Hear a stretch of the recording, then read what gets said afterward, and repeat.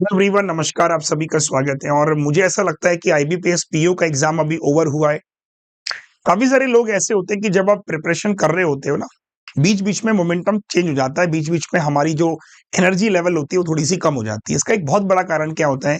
Bank exams के हर हफ्ते, हर 10 दिन, हर 15 दिन में कोई एग्जाम लगा हुआ है। हमारे पास थोड़ा सा वक्त नहीं मिल पाता ये सोचने का कि आखिर हम मिस्टेक कर रहे हैं। आरआरबी पीओ का फेलियर, क्लर्क का फेलियर, आईबीपीएस क्लर्क का फेलियर। जब काफी सारे फेलियर्स मिलते चले जाते हैं तो एक इंसान सोच नहीं पाता, समझ नहीं पाता कि मिस्टेक्स हो कहाँ पे रही है। कई बार ऐसा भी होता है कि हम एक ही गलती को बार बार रिपीट कर रहे होते हैं और वो गलती हर एग्जाम्स में रिपीट होने की वजह से हर एग्जाम्स हमारे क्लियर नहीं हो रहे होते हैं। अभी भी हमारे पास मौका है। ये वीडियो बना रहा हूं मैं आपको रीस्टार्ट करने के लिए। थंबनेल पे आपने देखा होगा तो आपने क्लिक करके सोचा होगा लाओ जाके देखता हूं कि क्या ऐसा है इस वीडियो में। पहली बात तो ये वीडियो कोई कोर्स बेचने के लिए नहीं बनाया जा रहा है कि आपको बताया जाए कि अंत में ये कोर्स खरीद लीजिए। इन्फॉर्मेटिव वीडियो होने वाला है, आपके भविष्य को बदल भी सकता है ये वीडियो। तो ध्यान से सुनिएगा मेरी बातों को। देखिए, जो हो गया उसको आप चेंज नहीं कर सकते।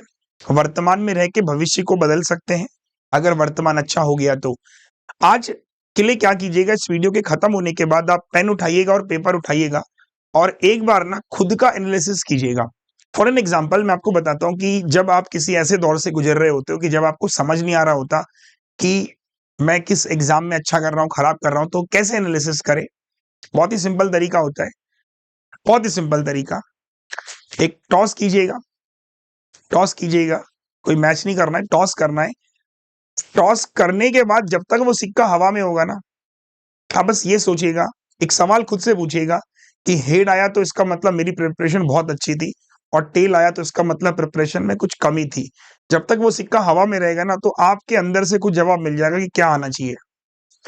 देखिए, जब आप तैयारी करते हो ना, आपको सच में पता होता है कि मेरा एग्जाम क्रैक होगा कि नहीं होगा। किसी से पूछने की जरूरत कभी होती नहीं है।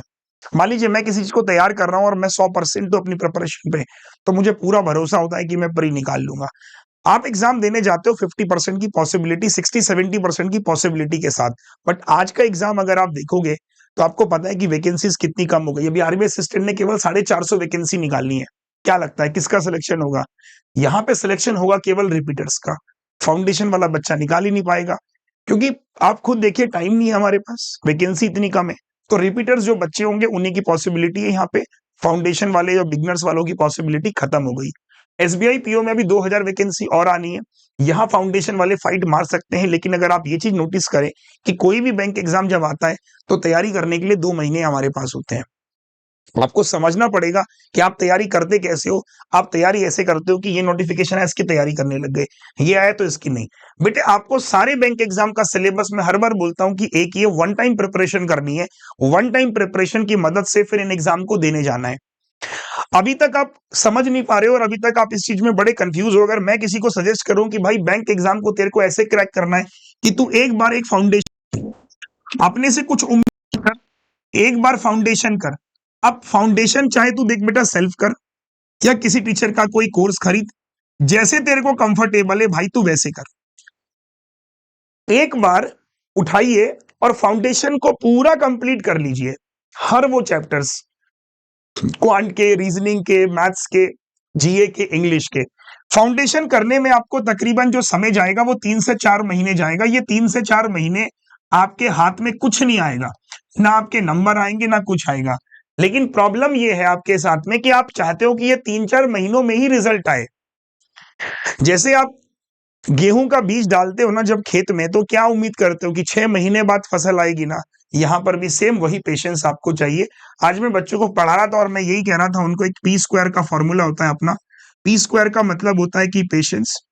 हमें थोड़ा सा पेशेंस रखना पड़ेगा और थोड़ी सी हमें प्रैक्टिस बाकी का लोगों के कंपैरिजन में ज्यादा करनी है। मैं फिर से बोलूंगा कि जब तक आपने वो टॉस किया, आपको समझ आ गया होगा कि मैं तैयारी जो कर रहा हूं वो मेरा ओल्ड मेथड है कि 2 महीने की तैयारी फिर एग्जाम, 2 महीने की तैयारी फिर एग्जाम। ऐसे ऐसे करके आप हर 2-2 महीने में बहुत तैयारी कर रहे हो, लेकिन आपका आउटपुट जीरो है। आपको क्या करना है? अगर फेलियर बार बार मिल रहा है, फाउंडेशन आप करिए। फाउंडेशन 3 से 4 महीने केवल सिलेबस को पढ़िए और उनकी प्रैक्टिस कीजिए। आपने एक टॉपिक पढ़ा, फॉर एन एग्जाम्पल आपने पढ़ा फ्रैक्शन डेसिमल। तो फ्रैक्शन डेसिमल के क्या क्या कंसेप्ट हैं सारे सीख डालो। फ्रैक्शन डेसिमल पे अगर सिंप्लीफिकेशन एग्जाम में बनते हैं, आपके उड़ जाएगा वो। जब आप फाउंडेशन 3 से 4 महीने आपने कर लिया, तो ही आप क्या करें, इसके बाद एक मेंस का बैच पढ़ लें। ठीक है? तो जैसे ही जब ये 2 बैच आप कर लेंगे ना, फिर आपको किसी बैच की जरूरत नहीं है, और मैं बोलूंगा फिर कहीं भी पैसे देने की जरूरत आपको नहीं होती है। आपको एक बार फाउंडेशन, एक बार मेंस करना है, बस और कुछ नहीं करना है। इन दोनों को करने के बाद अगर आपने फाउंडेशन भी पढ़ लिया, आपने मेंस भी पढ़ लिया है, तो मेरा आपसे सजेशन ये है, आप दिन भर में ज्यादा से ज्यादा मॉक करिए। ज्यादा से ज्यादा आप हो सकता है तो मॉक और इसका एनालिसिस कीजिए। ये सबसे सही तरीका होता है खुद को चेक करने का, अपनी प्रिपरेशन को चेक करने का। आप मत भागिए किसी क्लास के पीछे। अगर आपको लगता है कि नहीं, क्लास से एक मोमेंटम बना रहता है, क्लास से एक शेड्यूल बना रहता है, तो आप लोगों के लिए मैं भी क्लासेस भी बताऊंगा, बट फिर वही, ये और ये अगर कर लिया है तो मॉक और एनालिसिस पे ही अपना फोकस लगाइए। सवालों को इस तरीके से करो यार कि एक एक सवाल 10-10, 20-20 बार हो जाता है। ब्रूसली का कहना था कि मुझे उस इंसान से डर नहीं लगता है जिसको 1000 मूव्स आती हैं। मुझे उस इंसान से डर नहीं लगता तो 1000 मूव्स आती हैं। उस इंसान से डर लगता है जिसने एक मूव की प्रैक्टिस 1000 बार की है। यही मैं आपसे कह रहा हूं। आपके पास 1000 ट्रिक्स हो गई हैं जमा, 1000 सवाल आपने कर लिए हैं, लेकिन पेपर में एक सवाल नहीं बन पा रहा। उसका एक बहुत बड़ा कारण है कि जो सवाल आपने एक बार किया उसको प्लीज दोबारा भी तो कीजिए, तीसरी बार भी तो कीजिए। आप खुद से सोचिए कि यहाँ पे यार देखिए क्या होता है। एक सवाल मैंने आपको दिया, मार्क प्राइस 100 रुपए है, या मैंने आपसे कहा कि एमआरपी जो है सीपी से 20% ज्यादा है, तो 20% ज्यादा है तो आप बोलोगे सर ये 5 है और ये 6, ये आपने सीख लिया। इवन सीखा नहीं, आपने रट भी लिया। हाँ, सीखा नहीं, रट भी लिया। लेकिन एग्जामिनर देखिए क्या कर रहा है, वो समझिए। उसको भी पता है कि 5-6 हो जाएगा, 8-9 हो जाएगा। ये सारे जितने भी कॉन्सेप्ट आपको सिखाए जा रहे हैं, ये सब पता है एग्जामिनर को। इस पर सवाल नहीं बनते हैं। एग्जामिनर क्या करेगा, बोलेगा देखिए ये इससे 5-6 नहीं है, बोलेगा इससे ये कॉस्ट प्राइस से A% ज्यादा है, वेरिएबल। तो आपको इसलिए मैं बोल रहा हूं कि फंडामेंटल सीखो कि अगर मार्क प्राइस कॉस्ट प्राइस से A% ज्यादा है तो क्या लिखेंगे, कि अगर ये 100 है और ये इससे A% ज्यादा है तो क्या लिख सकते हैं। तो ये आपको सीखना पड़ेगा कि वट एवर द सीपी, मान लो लेट से कुछ भी है, वट एवर है, M है, तो जो मार्क प्राइस है वो M का कितना हो जाएगा, 100 प्लस A/100। तो ये बेसिक चीजें हैं जिन पे मैं आपके साथ चाहता हूं कि आप वर्क करें, और ये तभी हो पाएंगी जब आप ज्यादा से ज्यादा मॉक करेंगे और उनका एनालिसिस करेंगे। ठीक है? तो आप सारे के सारे लोग, अभी भी मैं बोलूंगा 3 महीने हैं, टारगेट दीजिए खुद को एक चैलेंज दीजिए कि यार एसबीआई पीओ में जी जान लगा देता हूँ। 40 दिन है, 45 दिन है मेरे पास, मैं जी जान लगा देता हूँ और अपने हर एक सेगमेंट को मजबूत करता हूँ। रीजनिंग मेरा अगर अच्छा हो गया है तो रीजनिंग को मैं केवल मॉक करूंगा और कुछ नहीं करूंगा। इंग्लिश मेरी बहुत खराब है, इंग्लिश के ग्रामर के सारे रूल देखिए कि यार एरर 5 नंबर की जो एरर आती है वो 5 नंबर की एरर खराब ना जाए। जो कॉम्प्रीहेंशन आता है उसके लिए रोज एक न्यूज़पेपर पढ़िए कि आरसी के 8 क्वेश्चन मेरे बनने ही बनने चाहिए, गलत होने नहीं चाहिए। रोज आदत लगाइए न्यूज़पेपर को पढ़ के क्लोज टेस्ट जितना हो सकता है। कुछ लोग ऐसे होते हैं वो मॉक में आरसी करते ही नहीं है, करिए, गलत होगा बार बार, फिर उसका एनालिसिस करो कि यार यहाँ पे तो मेरे को लग रहा था कि जो सिमिलर वर्ड है वो ये होना चाहिए था लेकिन ये नहीं हुआ। तो फिर आप उनके मतलब जब पढ़ोगे ना कि इसका सिमिलर ये होता है, तो कई बार बहुत सारे वर्ड्स एग्जाम में देखने को भी मिलते हैं।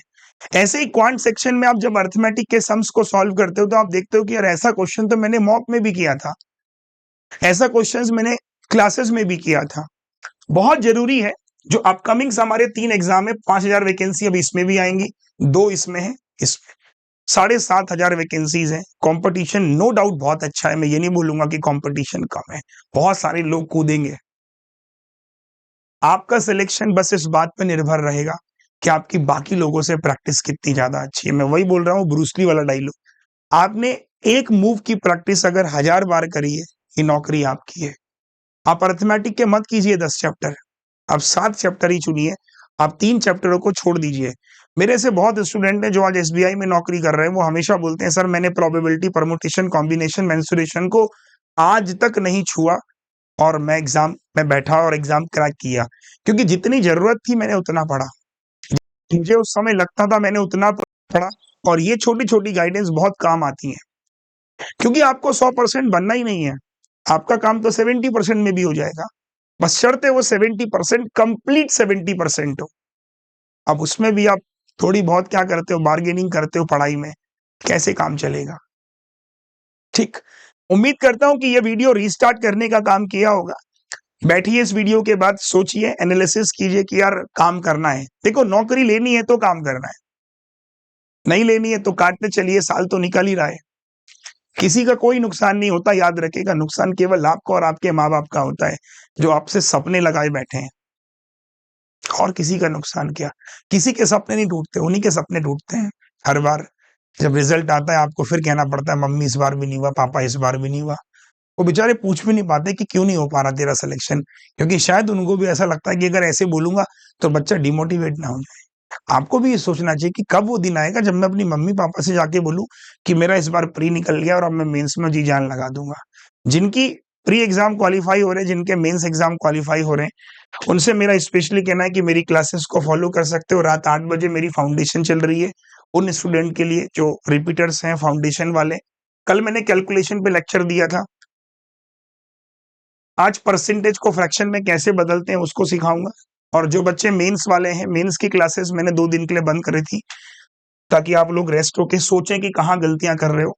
मेंस का रिजल्ट आ चुका है, तो जो मेरी मेंस की क्लासेस है वो सुबह 10 बजे कल से आपको दिख जाएगी। कहाँ पे दिखेगी वो क्लासेस? आपको मेरी दिखेगी कहाँ पर दिखेगी? अनअकैडमी के बैंकर्स चैनल पर, ये देखिए।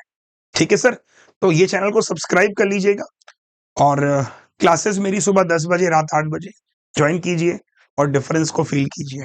ऑल द बेस्ट, जय हिंद। और कमेंट कीजिएगा ये वीडियो आपको कैसा लगा, कुछ अंदर से महसूस हुआ कि नहीं सर। जल्दी ही मम्मी पापा को मैसेज देना है कि मेरा इस बार सिलेक्शन हो गया, उन्हें भी तो खुशी होने का मौका दीजिए यार। कब से राह लगाए बैठे हैं वो लोग भी कि कब बच्चा फोन करे बोले कि हो गया। लग जाओ यार, एसबीआई पीओ, जी जान लग जाओ, मैं साथ हूं तुम्हारे, क्वांट में तकलीफ नहीं होगी, भरोसा रखिए।